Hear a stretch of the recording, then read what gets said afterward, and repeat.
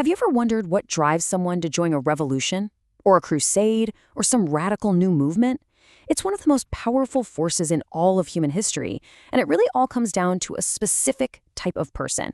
So today, we're going to decode the psychology of these mass movements to figure out what really makes them tick. I mean, it's a huge question, right? Why would anyone give up their comfort, their safety, maybe even their life, all for an idea?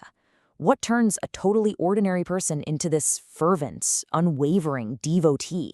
Well, it turns out the answer is less about politics and more about a really deep psychological need. And, the person who figured this out was not who you'd expect at all.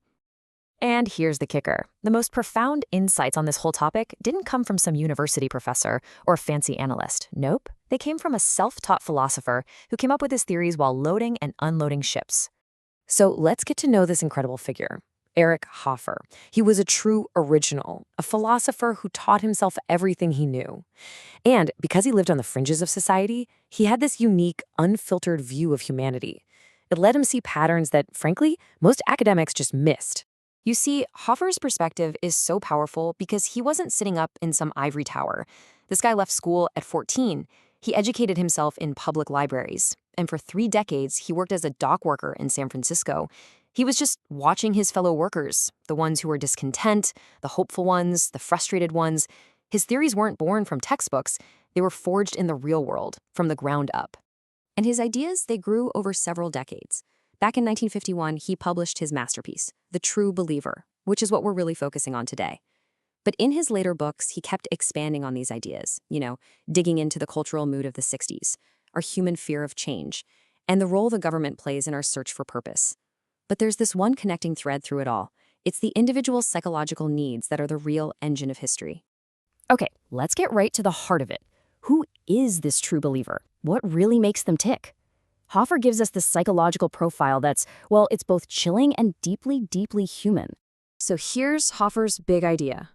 Mass movements don't actually start with a great idea. They start with personal frustration. The true believer is someone whose own life just feels spoiled or empty or meaningless. So the movement, it offers them a second chance, a way to be reborn by shedding their own failed self and merging with something huge and glorious. This quote, wow, it just perfectly captures the two emotions that fuel the true believer. See, it's not just about hating how things are right now. It's also about this extravagant hope for a perfect and often unattainable future. That utopian dream is what makes any sacrifice in the present seem not just worth it, but absolutely necessary.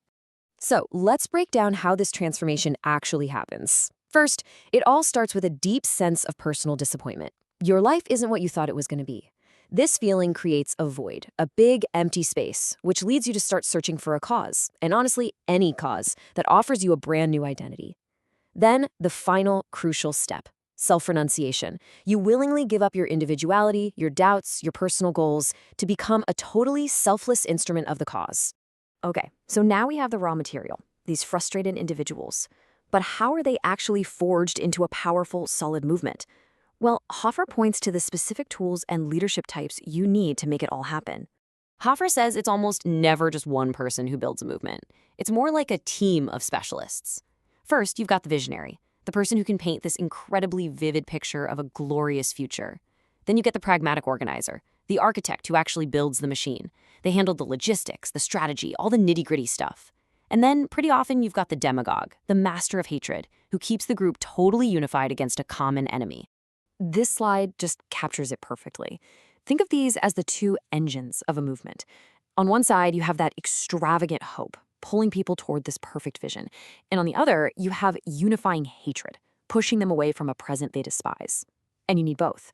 Hope gives you the long-term purpose, but hatred gives you that immediate, electrifying enemy that fuels action right now.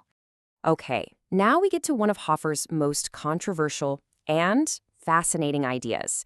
He basically argued that from a psychological point of view, the actual details of the cause, whether it's communism or fascism or some religious crusade, they don't matter nearly as much as we think. They're all just different containers for the exact same human need, the desire to escape a failed self and be reborn as something new. A true believer could latch onto any of them. So this is a really powerful theory, but does it hold up in the real world?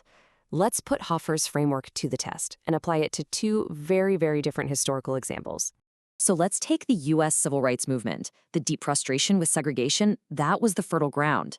The extravagant hope was Martin Luther King Jr.'s incredible vision of a beloved community. The unifying hatred was aimed squarely at the injustice of Jim Crow laws. And we saw breathtaking self-renunciation from the freedom riders, who knew they were facing violence. And the leadership? A perfect mix of MLK's charismatic vision and the SCLC's on-the-ground organizing. Every single piece of Hoffer's framework, it's right there. Now, just to show how timeless this theory is, let's apply it to a modern example: certain types of eco-extremism. The frustration? It comes from eco-anxiety and feeling powerless. The extravagant hope is that dream of a pure, carbon-free world. The unifying hatred is aimed at corporations and governments who are seen as the enemy.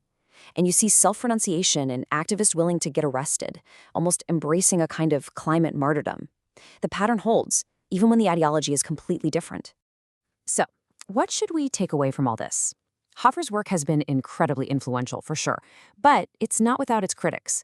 To really understand his legacy, we have to look at both its profound strengths and its notable weaknesses. Hoffer's greatest strength is his clarity. He nailed a timeless psychological pattern and gave us a practical way to spot the warning signs of radicalization. But critics do point out that his work is all based on observation, not hard data. It can kind of brush past real economic and political factors, and by treating all these ideologies as interchangeable, it risks ignoring some pretty crucial moral differences between them. So in the end, Hoffer didn't give us the final answer. He gave us a powerful lens. His work is what you'd call a heuristic, a mental shortcut, that reminds us that behind every huge, world-shaping movement, there's the deeply personal story of the individual human psyche. And that lens is just as relevant today as it was back in 1951. So we'll leave you with this. Hoffer gave us a pattern: frustration, hope, hatred, and self-renunciation. Now that you can recognize the anatomy of a true believer, the real question is, where do you see that exact same pattern playing out in the world today?